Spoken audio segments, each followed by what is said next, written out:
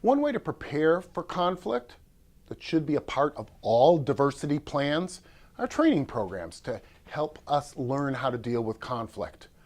Part of this is a risk management strategy, meaning that if you have problems and you did not have such training, you are more likely to be held liable.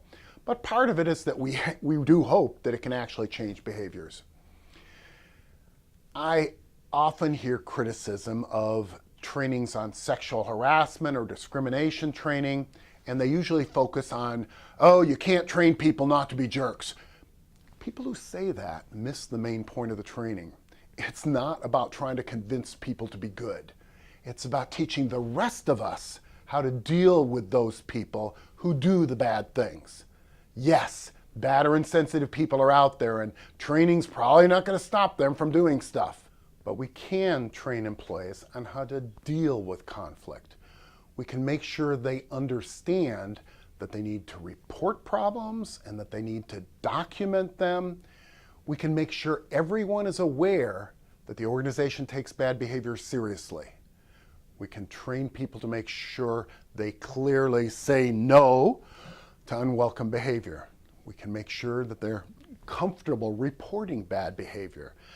We can give them confidence that there's fair processes where no one is going to be blamed without evidence. And we can train managers to run good complaint management procedures that don't assume guilt or innocence, but make sure everyone is heard and treated equitably.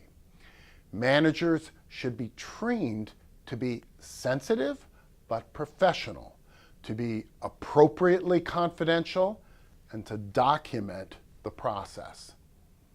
The fact is, with these policies in place, with training about awareness and complaint processes, bad behaviors will decline with the greater certainty of consequences.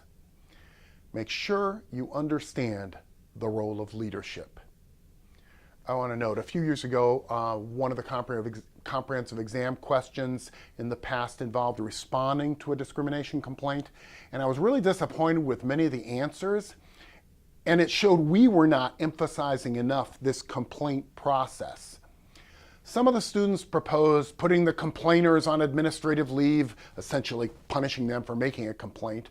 Others didn't know the applicable law. They didn't realize that they can be personally liable for retaliation. They didn't understand the concept of confidentiality. They didn't demonstrate sensitivity to employees who felt injured. They didn't understand impartiality. They didn't understand the need for documentation. I'll stop here. Just make sure you understand how a leader should deal with the conflicts that inevitably arise.